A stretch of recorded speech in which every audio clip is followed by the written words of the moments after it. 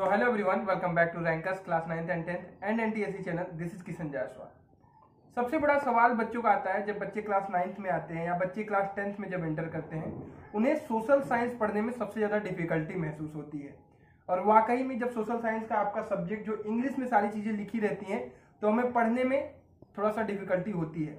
हम इसको पढ़ना भी नहीं चाहते हैं क्योंकि हमारा इंटरेस्ट नहीं आता है। लेकिन मैं एक छोटी सी बात आपको बताना चाहता हूँ कि सोशल साइंस से प्यारा सब्जेक्ट आपका कोई भी नहीं, चाहे वो मैथ हो, चाहे वो फिजिक्स हो, चाहे वो केमिस्ट्री हो। आप जिस दिन आपको समझ में आ जाएगा कि सोशल साइंस कितना इंटरेस्टिंग सब्जेक्ट है, आप इस चीज को सोचिए। देश का जो सबसे बड़ी पोस्ट होती है आईएएस की पोस्ट, आईपीएस की पोस्ट, वो पढ़ने के लिए, वो बनने के लिए लड़का जो भी एस्पिरेंट्स होता है वो सोशल साइंस पढ़ता है और बड़े ही अच्छे तरीके से। तो जितने भी लोग सोशल साइंस से भागते हैं उनको मैं बस यही छोटी सी राय देना चाहता हूं कि सोशल साइंस बहुत इंटरेस्टिंग सब्जेक्ट है और इसको कैसे इंटरेस्टिंग बनाएं, इसको कैसे पढ़ना है, इस वीडियो में मैं आपको बहुत प्रैक्टिकली समझाऊंगा। आप क्लास 9th के हो या फिर आप क्लास 8th के हो या फिर आप क्लास 10th के हो, मेनली मेरा फोकस क्लास 9, 10th और जो बच्चे एनटीएससी मेरे साथ प्रिपेयर कर रहे हैं उनके लिए मैं बना रहा हूं। तो यार देखो, कोई भी चैप्टर स्टार्ट करने पहले सपोज तुम्हें हिस्ट्री का पहला चैप्टर फ्रेंच रिवॉल्यूशन स्टार्ट करना है। क्लास 9th का ये पहला चैप्टर है फ्रेंच रिवॉल्यूशन। अब इसको तुमको पढ़ने के लिए क्या चाहिए कि भाई कोई टीचर तुम्हें समझा दे इस कहानी को कि क्या है इसके बारे में कहानी। इसको तुम्हें जानना सबसे जरूरी है और इस कहानी को जानने के लिए आपको क्या करना होगा, आइए मैं आपको डिटेल में बताता हूं। सबसे पहले आप अपना यूट्यूब खोलिए। यूट्यूब में आप डायरेक्टली सर्च करिए फ्रेंच रिवॉल्यूशन। मैंने सर्च करके रखा था फ्रेंच रिवॉल्यूशन क्लास 9th, ठीक है। इसको सर्च करने के बाद आपको जो भी वीडियो अच्छी लगी आप 5 मिनट लीजिए, जो भी आपको वीडियो अच्छी लगे जहां पर आपको बढ़िया से कहानी समझ में आए। सपोज ये जो मैग्नेट ब्रेन का चैनल है मैंने खोल दिया, इसका देखा कि ये जो भैया है आपके चीजों को अच्छे तरीके से समझा रहे हैं और आपको चीजें समझ में भी आ रही हैं। तो आपको पहले दिन करना क्या है, आपको पहले दिन क्या करना है, कोई भी चैप्टर स्टार्ट करने से पहले आप 3 घंटे का ये लेक्चर है, आप 1.25 या 1.5 में करके स्पीड बढ़ा के, या फिर आपको 1 पे ही अच्छा लगता है तो 1 पे, आपका सबसे पहला काम है जो चैप्टर आप शुरू करने जा रहे हैं उसकी कहानी को समझना। और उसकी कहानी को समझने के लिए आपको इंटरनेट का यूज करना है क्योंकि आप घर पर हैं। मे भी आपके टीचर्स जो स्कूल के हैं उतने अच्छे तरीके से आपको नहीं समझा पाते हैं या नहीं बता पाते हैं। तो आज आपके पास यूट्यूब है, यहाँ पे चीजों को सर्च करिए, अपनी एनसीईआरटी को अपने सामने खोल लीजिए, ठीक है।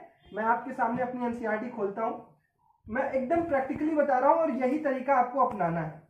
सपोज ये मैंने अपनी एनसीईआरटी खोली, ये चैप्टर नंबर 1 आपने खोल दिया, द फ्रेंच रिवॉल्यूशन, क्लियर। अब आपको अभी इसको नहीं रीड करना है, अभी आपको ये जो भैया कहानी सुना रहे हैं इस भैया की कहानी को पूरे बहुत ही अच्छे तरीके से समझना है, सुनना है। 3 घंटे का लेक्चर है, 2 दिन में आप इसको कंप्लीट करिए। एक दिन 1.5 घंटे देखिए और एक दिन अनदर दिन 1.5 घंटे देखिए। 2 दिन, पहले दिन आराम से कहानी पढ़िए और कहानी सुनिए और कहानी में खो जाइए कि भाई ये फ्रेंच में क्या हुआ था, यहाँ पे रिवॉल्यूशन क्यों हुआ था। ये जो इतने सारे टॉपिक्स लिखे हुए हैं इंग्लिश में ना, ये आपको समझ में आएंगे, आप पढ़ोगे आपको मजा भी आएगा। लेकिन कब आएगा, जब आप कहानी को सुन चुके होगे, जब आप कहानी को पढ़ चुके होगे। तो सबसे पहला काम आपको क्या करना है, वीडियो सॉल्यूशन, मतलब वीडियो इसका देखना है, कहानी को सुनना है। दूसरा काम, जब आप कहानी पढ़ चुके होगे तो उसके बाद एनसीईआरटी को रीड करने के लिए आपके पास पेंसिल होने चाहिए। आप पेंसिल लीजिएगा और पेंसिल लेकर, ये पेन है मेरे हाथ में लेकिन आपको पेंसिल लेना है, एक एक लाइन अब रीड करिएगा। जब आप लाइन लाइन रीड करेंगे ना तो आपको डिटेल में चीजें आप समझ में आएंगी क्योंकि आपने कहानी सुन रखी है। अब आपको एनसीईआरटी को पढ़ने में डिफिकल्टी नहीं होगी। अब तीसरी डिफिकल्टी क्या राइज होती है, भैया कुछ ऐसे वर्ड्स होते हैं जिसका मीनिंग हमें नहीं समझ में आता है। डोंट वरी, आप क्या करिएगा, जो आपके वर्ड्स ऐसे होंगे उनको अंडरलाइन करिएगा। अंडरलाइन करने के बाद गूगल करिएगा उस मीनिंग का वर्ड, उस वर्ड मीनिंग का आपको क्या है अर्थ खोजना है, जो भी उसका होगा सॉल्यूशन उसको खोजना है और उसको अपने ही कॉपी पर, अपने ही बुक पर पेंसिल से मार्क करके लिख लेना है, ठीक, ताकि जब आप दोबारा अपनी एनसीईआरटी की रीडिंग करने आए तो आपको डिटेल में चीजें समझ में आए, ठीक। अब आपको क्या करना है, आप धीरे धीरे एक एक टॉपिक की एनसीईआरटी को रीड करना है और रीड करने के साथ साथ, यहाँ ये रीड करने के साथ साथ आप अपने नोट्स को भी बनाएंगे। नोट्स बनाते समय ये ध्यान रखें, नोट्स बनाने के लिए आप भैया की वीडियो का भी हेल्प कर सकते हैं। साथ ही साथ नोट्स बनाने के लिए आप 2-3 कलर के पेन का यूज करेंगे और बहुत ही अच्छे तरीके से टॉपिक वाइज एकदम अच्छी राइटिंग में जाकर नोट्स बनाएंगे। तो ये 3 काम आपको करने हैं। क्या क्या करने हैं बेटा?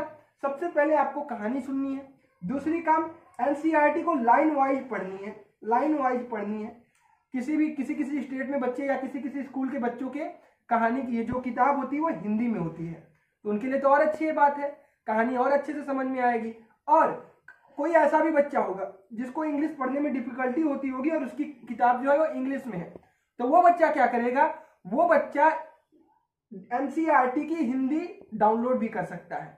ठीक है, आप गूगल पे सर्च करिएगा एनसीईआरटी बुक्स, आपको एनसीईआरटी की बुक मिल जाएगी, वहां से डाउनलोड कर लेना हिंदी में। और ये जो इंग्लिश में लिखी हुई है कहानी ना, वो आपको हिंदी में मिल जाएगी, तो उसको वहां से पढ़ लेना। तो ये सारी चीजें आपको करनी है, लेकिन सिर्फ हिस्ट्री में नहीं, हिस्ट्री, ज्योग्राफी, सिविक्स और इकोनॉमिक्स चारों सब्जेक्ट में। तो बेटा यही तरीका है आपको सबसे पहले हिस्ट्री, सिविक्स, इकोनॉमिक्स और जो भी ज्योग्राफी आपका सोशल साइंस का चैप्टर्स है इसको पढ़ने का। तो और अब मैं स्पेशली अपने एनटीएससी वाले बच्चों को बताना चाहता हूं, आपके पास प्रीवियस ईयर के क्वेश्चंस होने चाहिए, प्रीवियस ईयर के पेपर कैसे आया था वो सारी चीजें वहां से जानिए, और उसके बाद जो इंपॉर्टेंट डेट्स हो, जो इंपॉर्टेंट पॉइंट्स हो, उसको हाईलाइट करके ही रखिए। ठीक है, आपको क्या करना है, एक एक चीज याद रखना है। और ये चीजें याद होती हैं जब आप इसी चैप्टर को 2 या 3 बार पढ़ चुके होगे ना, तो आपको एक एक डेट्स याद होंगी, एक एक चीजें याद हो जाएंगी। तो आप बिल्कुल मत घबराइए, थोड़ा अपने आप को वक्त दीजिए, थोड़ा पेशेंस रखिए। एक समय आएगा जब आपको ये पूरी किताब याद होगी।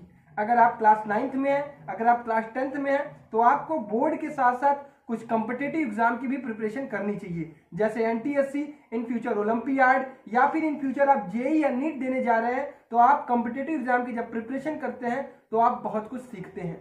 आई होप मैंने आपको एक आइडिया दिया कि प्रैक्टिकली सोशल साइंस को पढ़ा कैसे जाता है। यही तरीका होता है सोशल साइंस को पढ़ने का, नोट्स बनाने का और इंपॉर्टेंट पॉइंट को हाईलाइट करने का। इसका यूज आप पूरे सोशल साइंस में और पूरे 1 साल या 2 साल जब तक आप सोशल साइंस पढ़ने वाले हैं तब तक करने वाले हैं। बाकी चीजों के लिए मैं आपको बताता रहूंगा।